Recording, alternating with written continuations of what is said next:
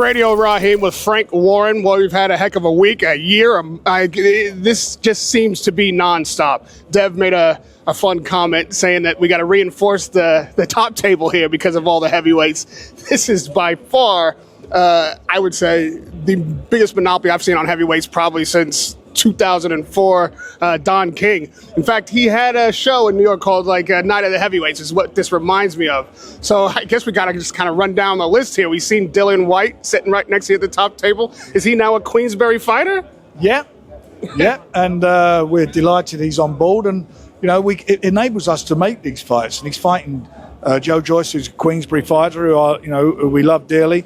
This is a tough fight for both of them. They're both veterans. I'm not being disrespectful in saying that. So one of them after this fight will have to look at what he wants to do and where he's going, because at their age, it's the winner who will move forward, and the loser, I'm not sure where he will go.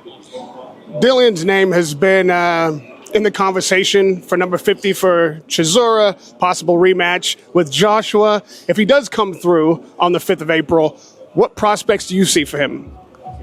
He comes through getting a big fight. Listen, they're professional heavyweights. They want big fights. They want big money. And you get big money by going, putting your ass on the line and getting out there and doing it. And they are all doing it. Look down the card. They're all doing it. And we've got Fabio. We're announcing a big fight for him on the zone. He's got a big fight coming up. Moses, a big fight. We've got Zhang fighting. It's just unbelievable times for heavyweight boxing. We thought we might see Atamu up here today. There was rumors that maybe Charles Martin was in the making. Is that something we can confirm? All will be revealed soon. one press conference at a time. No, look, this is a fabulous show. This is a fabulous show. They're 50-50 fights on paper.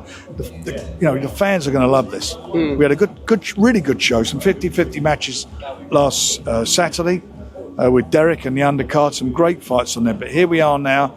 It's a new era for us starting in April. We're on the zone. That's our home for subscribers.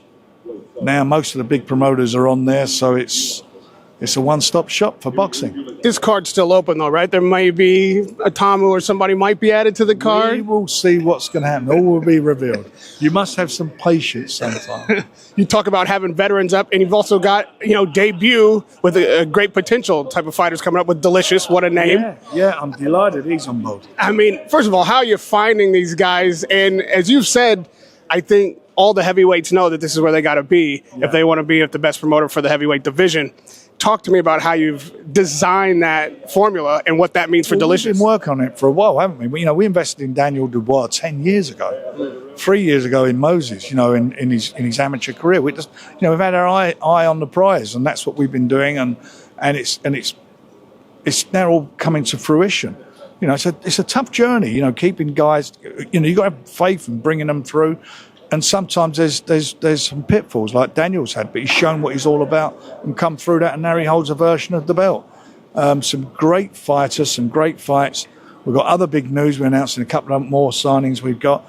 It's just, you're so busy, Frank. All these press conferences, you might as well just say it now, save yourself some trouble. I agree with you. They keep dragging this old carcass of mine out, getting me up here doing these things. I mean, I should be sitting at home with my feet up, but here I am, 73 this month, and that's where I'm at. Having a friend like Tyson Fury is like having a friend like you for me. Every time you're together, people want to know what they said to you. Obviously, Tyson coming out gets all the ears perked up.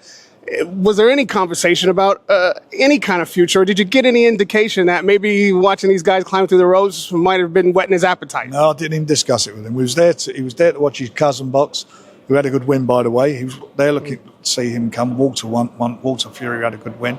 No, he's enjoying himself. He's had a hard year last year. Tough fights, 3 training camps. He got cut in one of them very late in the training camp. Caused the fight to be postponed with USYK. Tough times. Missed his family, missed his kids. He's with them now, and he's enjoying himself. He's one of the best 2 heavyweights of the 21st century. He's done everything that's been asked of him, going in the other guy's backyard, 2 world champions, and taking their belts off them in their own backyards. One's adopted backyard in Klitschko in Germany, but he's done tremendously well, and more importantly, he overcome a tough mountain, a personal hard time that he was going through. You know, boozing, doing other things he shouldn't be doing.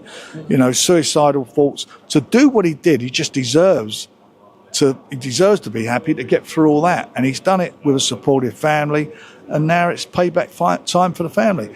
You know, I wouldn't encourage him to fight, but if he does fight again, who knows? He may do it. If he does, that's up to him. But what I know he's going to be doing is making some serious announcements about things that he's doing outside the ring that are exciting. I'm not going to say what they are, but they're bloody exciting. Everybody's going to love it. Well, nobody can say that Tyson Fury has lost a step with his language or his viability as a promoter of himself. Up here at the top table, we all had a good laugh. You know, Dillian Whyte was winding up Joyce. But in the reality, you know, retiring with your faculties in order and in good keeping is important. Do you think if Joyce can't make it through April 5th, that this is the kind of conversation he needs to have? The winner is the loser will lose his place at the top table. That's what they're all fighting for.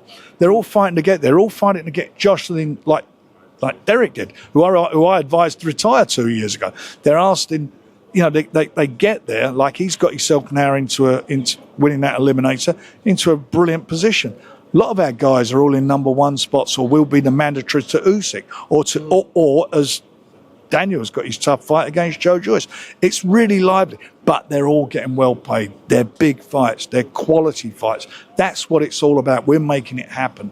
We're making these heavyweight fights happen. Catalyst for it, in some ways, has been our investment in that division, and also Riyadh, which has been brilliant for it. And everybody's had to up their game, and we're up in our game. And last from me, you know, Daniel Dubois obviously has to come through Joseph Parker to get a shot. That elusive undisputed, it just fell short of Tyson Fury's fingers. But as you've said, you've lined up these mandatories for USYK. So if it weren't Dubois, who next in the Queensberry lineup has a shot at USYK? It's almost as if he can't avoid some Queensberry fighter. It's got to be somebody. Well, he won't. I mean, you know, that's a fact of life. I think 95% of the heavyweights in the rankings are signed with Queensbury. If Joe Parker wins, then he's got the IBF title. So you want a unification, it'd be Joe Parker. But Daniel's got other ideas on that. But this is the thing about this fight is Daniel's last 4 fights, he's gone into those 4 fights as an underdog with the bookmakers and with everybody. This is the first time he's going in as the favourite. Is the IBF the next mandatory for USYK? Like he has to face the winner? I'm not sure. I can't remember what it is, but it'll be a Queensbury fighter. There we go. Radio Rahim with Frank Warren.